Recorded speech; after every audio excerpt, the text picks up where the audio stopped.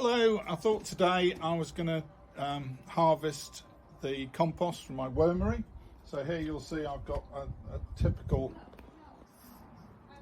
3-tier wormery.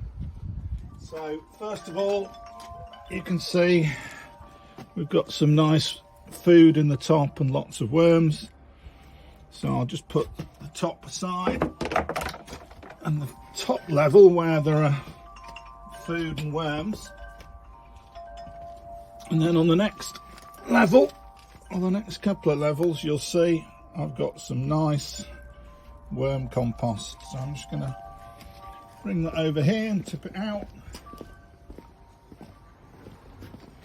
And I shall look at recovering the worms and keeping the worms. I'll put them back in with some food.